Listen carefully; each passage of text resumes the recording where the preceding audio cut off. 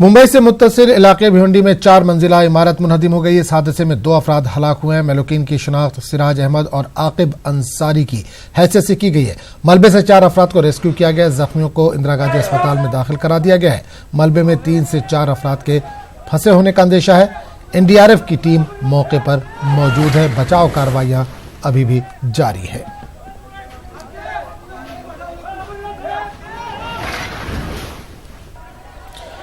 और इस पूरे मामले पर बात करने के लिए हम सीधे रुख करेंगे अपने नुमाइंदे अमित राय के पास, जो इस वक्त फोन लाइन के जरिए हमारे साथ जुड़े हैं। अमित, भिवंडी में एक 4 मंजिला इमारत गिर गई है, क्या ताजा अपडेट है इसमें? कितने लोग मारे गए अब तक? देखिए, अगर अभी के हालात की बात करें तो 5 लोगों को जो है वहां से निकाला गया है और 5 का इलाज जो है इंदिरा गांधी अस्पताल में चल रहा है। उन 5 लोगों का नाम है अब्दुल अजीज सैयद मुलाड़ी, जावेद सलीम शेख, नरेंद्र बवाड़े, देवीदास वाघ और सूफियान अब्दुल हसन। और 2 लोगों की मौत की खबर है जिसका नाम है सिराज अहमद और आकिब अंसारी। क्योंकि अगर मुंबई महानगर पालिका की माने तो उनका साफ तौर पे कहना है कि 7:30 से 8 के बीच में बिल्डिंग हिलने की खबर आई, जिसके बाद 9:30 बजे जो है भिवंडी महानगर पालिका के कंट्रोल रूम में कॉल आया था। इसके बाद महानगर पालिका के अधिकारी मौके पहुंचे। अब बिल्डिंग खाली करवा ली गई थी, लेकिन कुछ लोग जो है बिल्डिंग में वापस अपना सामान ले गए थे। उसी दौरान जो है पूरी बिल्डिंग जो है ढह गई। और अभी भी बताया जा रहा है कि 3 से 4 लोग जो है अंदर दबे हुए हैं। अग्निशमन दल के अधिकारी और साथ में एनडीआरएफ की जो टीम है वो वहां पर राहत बचाव कार्य में जुटी हुई है। 2 लोगों की मौत की खबर बताई जा रही है। वहीं मौके पे जो है महानगर पालिका के जो कमिश्नर थे वो भी वहां पर पहुंचे। उनका नाम है अशोक कुमार। उन्होंने साफ तौर पे कहा कि ये बिल्डिंग जो है इलीगल थी और बहुत पॉपुलेशन में लोग वहां पे रह रहे थे। और इंक्वायरी में जब पता चला था कि ये बिल्डिंग जो है खतरनाक इमारतों में घोषित की गई थी, लेकिन लोग जो है खाली नहीं कर रहे थे। अब प्रिकॉशन लेने के लोगों को कहा गया था, लेकिन लोग जो है प्रिकॉशन नहीं लिए, जिसकी वजह से जो है ये पूरा हादसा घटा। 8 से 10 साल पुरानी ये बिल्डिंग बताई जा रही है। उनका अमित, एक चीज जानना चाहेंगे। 8 से 10 साल पुरानी आपने बताया कि ये बिल्डिंग थी। 8 से 10 साल पुरानी बिल्डिंग कोई बहुत ज्यादा पुरानी नहीं होती। क्या जर्जर होने की क्या वजह? बारिश तेज हुई है वहां पर, बारिश की वजह से क्या बिल्डिंग पर कुछ असर पड़ा? इस तरह की कुछ जानकारी मिल पा रही हो? देखिए, जैसा कि कमिश्नर बता रहे हैं कि बिल्डिंग इलीगल थी, तो इलीगल कंस्ट्रक्शन जो है बेहद मजबूत नहीं होता है। वो एक काम चलाओ कंस्ट्रक्शन शायद कर दिया गया था, लोगों को वहां पे बसा दिया गया था। क्योंकि बारिश हमने देखा कि पिछले साल की अपेक्षा जो है पिछले कई सालों की अपेक्षा जो है बारिश बहुत ज्यादा हुई, जिसकी वजह से जो है ये पूरा हादसा जो है घटा हुआ है। जो हमें अभी जानकारी निकल सामने आ रही है कि कमजोर हो गई थी बिल्डिंग और जिसकी वजह से पूरा हादसा जो है घटा हुआ है। इसके पहले भी हम आपको बताएं कि इसी साल जो है डोंगरी इलाके में भी बिल्डिंग गिरने का हादसा हुआ था, जिसमें 14 लोगों की मौत हो गई थी और 23 लोगों को बचाया गया था। और उस समय जो है मुख्यमंत्री ने मृतक के परिजनों को 5-5 लाख रुपए और घायलों को 50,000 रुपए देने की घोषणा भी की थी। तो जब बारिश होती है यहाँ पर और तेज बरसात होती है तो मुंबई और मुंबई सटे जो इलाके हैं, ठाणे, भिवंडी, इन इलाकों में हर साल जो है बिल्डिंग गिरने की खबरें सामने आती हैं। और प्रशासन जो है बार बार यही कहता है कि हमने लोगों को चेतावनी दी थी, लेकिन सवाल ये उठता है कि आखिरकार बिल्डिंग को पहले खाली क्यों नहीं कराया गया? अगर लोग वहां से नहीं हटने को तैयार थे तो उन्हें दूसरी जगह शिफ्ट क्यों नहीं किया गया? और क्या अगर लोगों को शिफ्ट करने की कोशिश की जा रही थी और लोग जबरदस्ती वहां टिके थे, इस पर भी कार्रवाई क्यों नहीं हुई? क्योंकि अंत में हम यही देख रहे हैं कि बिल्डिंग पूरी तरह से ताश के पत्तों की ढह गई। 2 लोगों की मौत की खबर है, 5 लोगों को निकाला गया है। घायलों का इलाज जो है इंदिरा गांधी अस्पताल में चल रहा है और अभी भी 2 से 3 लोग जो है अंदर फंसे हुए हैं। एनडीआरएफ की टीम जो है राहत बचाव कर रही है। तो कहीं न कहीं प्रशासन की कार्यप्रणाली पर सवाल या निशान जरूर खड़ा हो रहा है।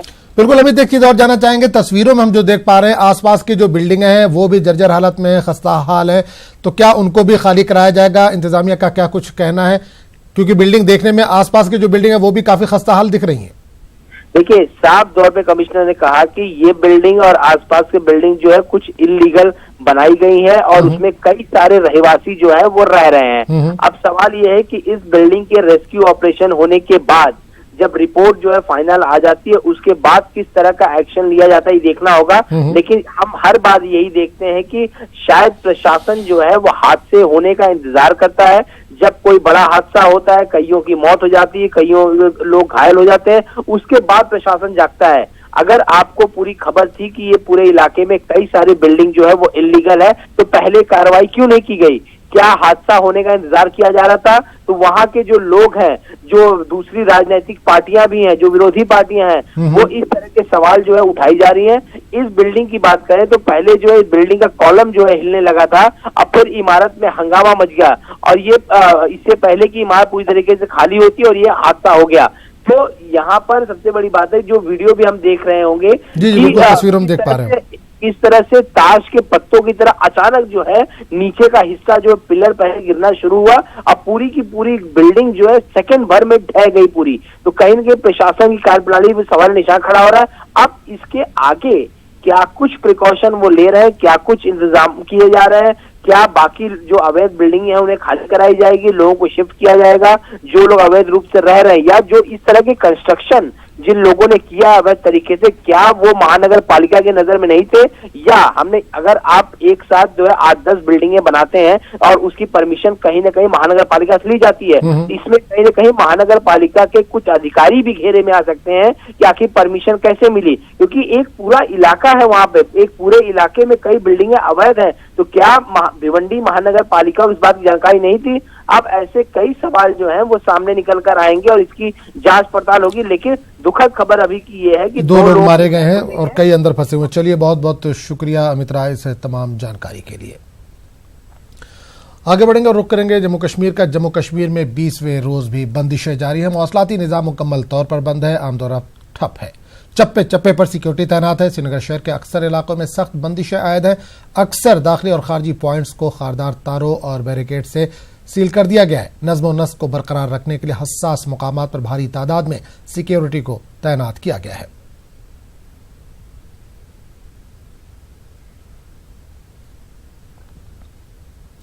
आज अपोजिशन जमात का एक वफ्द वादी कश्मीर का दौरा करेगा। ये वफ्द जम्मू कश्मीर में दफा 370 के हटाए जाने और रियासत को यूटी बनाने के फैसले के बाद वादी कश्मीर में हालात का जायजा लेगा। इस वफ्द में कांग्रेस के 4 लीडरान शामिल हैं। कांग्रेस की तरफ से राहुल गांधी, गुलाम नबी आजाद, आनंद शर्मा और केसी वेणुगोपाल इस वक्त का हिस्सा है। वहीं इस वक्त में आरजेडी के लीडर मनोज झा, सीपीआई के डी राजा, सीपीआईएम के सीताराम येचुरी, टीएमसी के दिनेश त्रिवेदी, एनसीपी के मजीद मेमन और जेडीएस के कुपेंद्र रेड्डी भी शामिल है। ये वक्त वादी कश्मीर के लोगों से भी मुलाकात करेगा। उधर Jammu Kashmir department of information and public relation ने अपोजिशन जमात के इस वक्त से अपील की है कि वो श्रीनगर ना जाए। डीआईपीआर ने कहा है कि श्रीनगर में अभी भी कई जगहों पर बंदिशें आयद हैं। डीआईपीआर ने अपील करते हुए यह भी कहा है कि वक्त के श्रीनगर जाने से दूसरे लोगों को तकलीफ होगी। डीआईपीआर के मुताबिक अगर ये वक्त श्रीनगर पहुंच जाता है तो बंदिशें हट जाएंगी और हालात खराब भी हो सकते हैं। डीआईपीआर ने कहा है कि इन सीनियर लीडरान को चाहिए कि वो इस बात को समझें और अमन को ज्यादा अहमियत दें। और इस पूरे मामले पर बात करने के लिए हम सीधे रुख करेंगे दिल्ली का, जहां से हमारे नुमाइंदा रंजीता इस वक्त सीधे तौर पर जुड़ रहे हैं। रंजीता, अपोजिशन के कुछ लीडरान आज वादी का रुख करने वाले हैं, कब तक निकलेंगे वादी के लिए?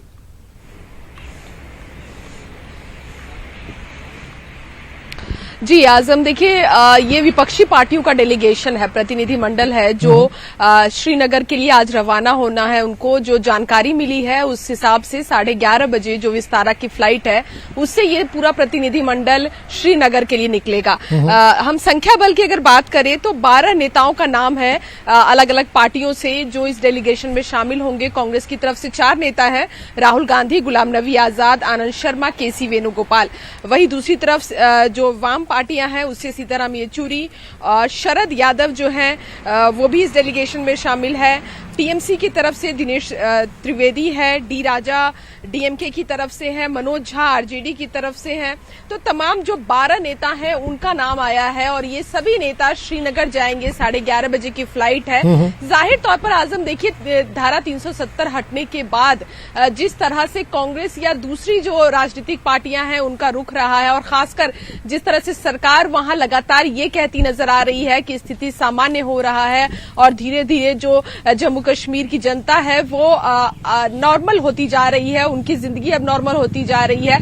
जो बंदिशें थी, धाराएं जो लगाई गई थी वो धीरे धीरे हटाया जा रहा है। सरकारी दफ्तरें खुल चुके हैं, स्कूल्स खुल चुके हैं। तो कहीं ना कहीं इस सब के लिए जरूरी है कि राजनीतिक गतिविधियां वहां कम हो। यही कारण है कि कई जो बड़े नेता हैं, खासकर जम्मू कश्मीर के जो बड़े नेता हैं, पूर्व मुख्यमंत्री रहे हैं, वो आज भी उनको नजरबंद करके रखा गया है और आरोप यही विपक्षी पार्टियों का है कि जब सरकार की तरफ से ये दलील दी जाती है कि सभी राजनीतिक पार्टियां जो है जब सभी चीजें नॉर्मल है तो फिर सारी राजनीतिक पार्टियों को जाने से क्यों रोका जा रहा है। क्योंकि आजम आपने भी जिक्र किया कि किस तरह से आईएनबी मिनिस्ट्री की तरफ से ये इंफॉर्मेशन दिया गया है कि जम्मू कश्मीर में जो स्थिति बनी हुई है उसके बाद ये जो डेलीगेशन है ये ना वहां जाए, इससे वहां स्थिति खराब हो सकती है। रंजीता, एक सवाल ये करना चाहूंगा गुलाम नबी आजाद ने 2 बार कोशिश की। एक बार उन्हें श्रीनगर से वापस लौटा दिया गया, दूसरी बार उन्हें जम्मू से लौटा दिया गया। इस बार 10 से 12 लोग जा रहे हैं, तो क्या यह मुमकिन है एयरपोर्ट से बाहर इनको निकलने दिया जाएगा?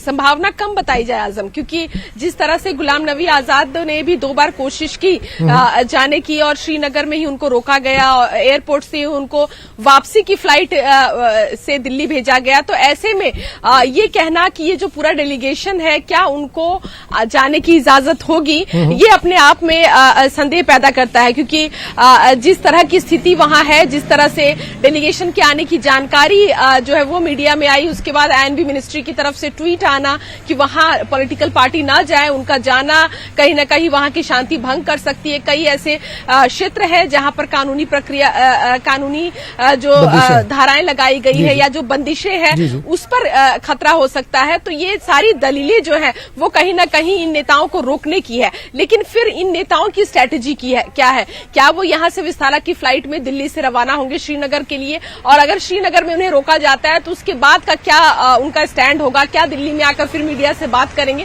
तो ये तमाम चीजें हैं। और कहीं ना कहीं जिस तरह से राहुल गांधी का ट्वीट या फिर विपक्षी पार्टियां जिस तरह से इस पूरे मुद्दे को ले रही थी, आज का ये पूरी सभी प्रतिनिधि मंडल का जाना और नेताओं का जाना, ये कहीं ना कहीं एक पॉलिटिकल गिमिक ही कहा जाएगा। एक पार्टी की तरफ से, सभी राजनीतिक पार्टियों की तरफ से सरकार पर एक दबाव डालने की कोशिश की जाएगी, और वो दबाव ये कि वहां के जो प्रमुख नेता है, जो पूर्व सीएम है, उनको नजरबंद जो किया गया है उन्हें अब वापस मुक्त किया जाए, उनको अब छोड़ा जाए। ये भी एक कोशिश इनकी तरफ से होगी। बिल्कुल रंजीता, एक चीज और जानना चाहेंगे कि गवर्नर भी इसमें कहीं ना कहीं इन्वॉल्व है। उन्होंने राहुल गांधी को बोला था कि आकर वादी का दौरा करें और हालात यहां पर देखें।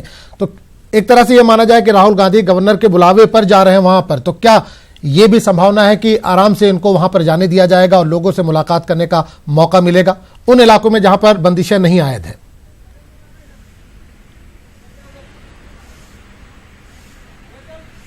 जी आजम, देखिए दोनों ही तरह की चीजें हैं। जिस तरह से आपने जिक्र किया कि राज्यपाल ने अपने एक बयान में ये बात कही थी कि अगर राहुल गांधी को ऐसा लगता है कि जम्मू कश्मीर की स्थिति ठीक नहीं है तो उनके लिए प्राइवेट प्लेन भेजी जाएगी और वो जम्मू कश्मीर का दौरा करे और वो समझे कि आखिर यहाँ क्या स्थिति है। उसके बाद राहुल गांधी ने लगातार 2 ट्वीट किए। एक ट्वीट ये कि विशेष विमान भेजने की जरूरत नहीं है, वो खुद भी जा सकते हैं जम्मू कश्मीर, लेकिन सिर्फ राहुल गांधी ही क्यों, दूसरी राजनीतिक पार्टियां भी क्यों नहीं जाएंगी?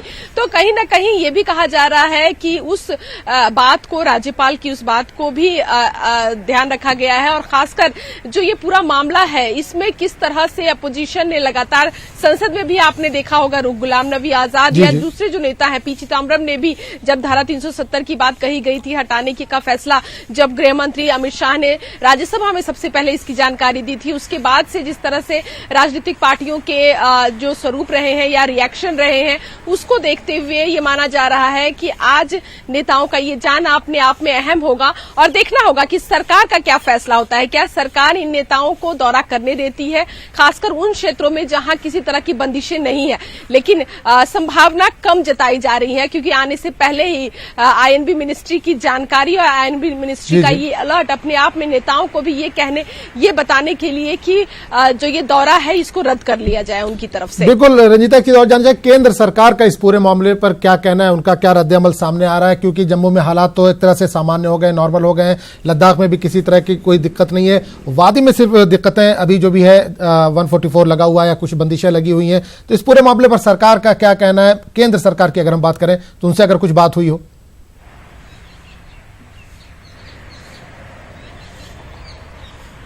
देखिए आजम, कल रात को ये जानकारी आई है और उसके बाद से लगातार ये बताया जा रहा है कि कितनी राजनीतिक पार्टियां और इसमें शामिल हो सकती है। जो लिस्ट मैंने आपको बताया है उसमें 6 से 7 राजनीतिक पार्टियां हैं। सपा बसपा जो अब तक विपक्षी पार्टियों के साथ दिखती नजर आ रही थी, सपा बसपा की तरफ से कोई नेता इसमें शामिल नहीं है।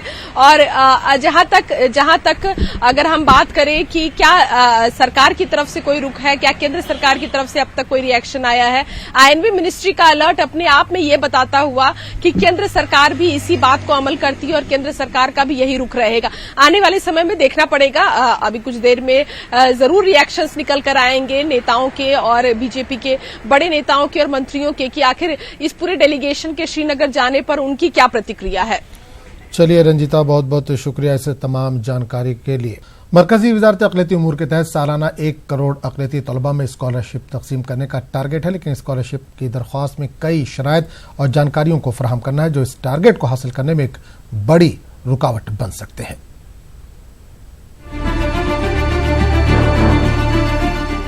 मरकजी वजारत अक़लियती उमूर ने अपनी स्कॉलरशिप के लिए तारीखों का ऐलान कर दिया है।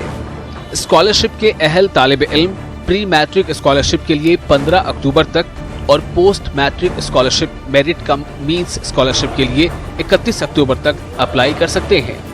लेकिन अप्लाई करने के लिए कई तरह की शर्तें हैं जिनको पूरा करना जरूरी है। स्कॉलरशिप के लिए शराइत: 6 नोटिफाइड अक़लियतें स्कॉलरशिप के लिए दरख्वास्त दे सकती हैं। प्री मैट्रिक के लिए 50% नंबरात और 1 लाख से कम आमदनी शर्त।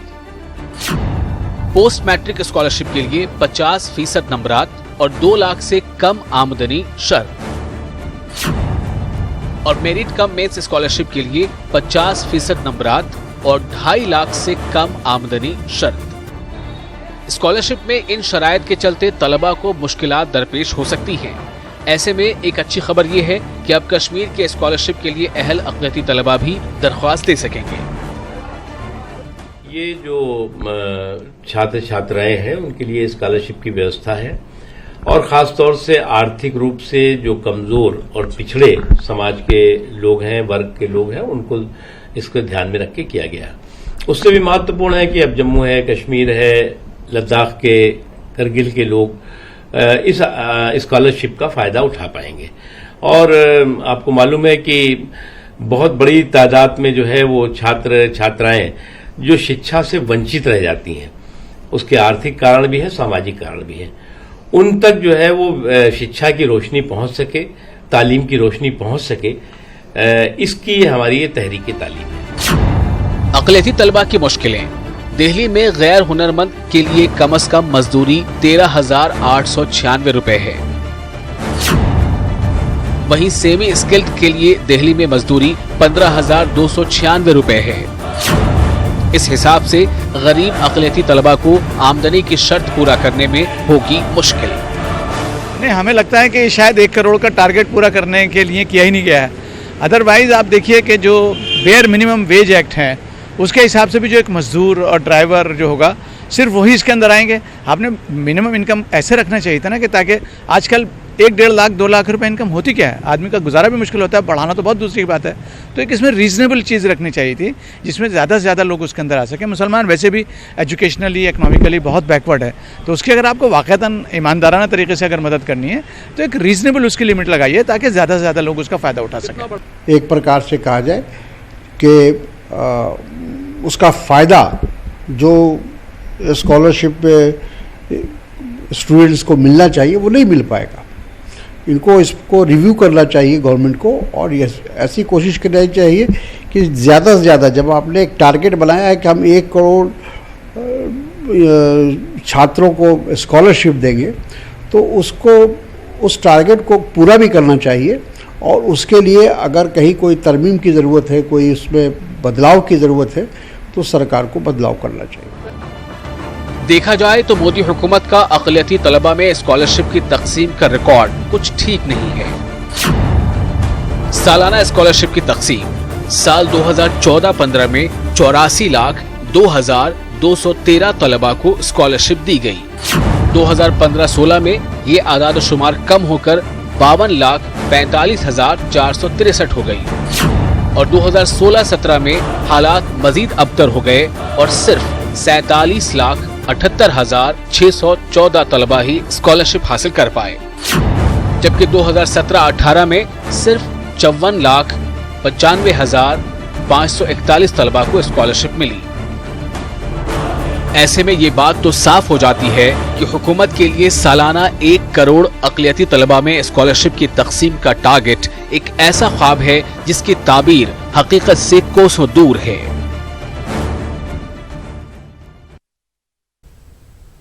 खबरनामे में फिलहाल इतना ही। अगले बुलेटिन में आपसे फिर मुलाकात होगी। आदाब।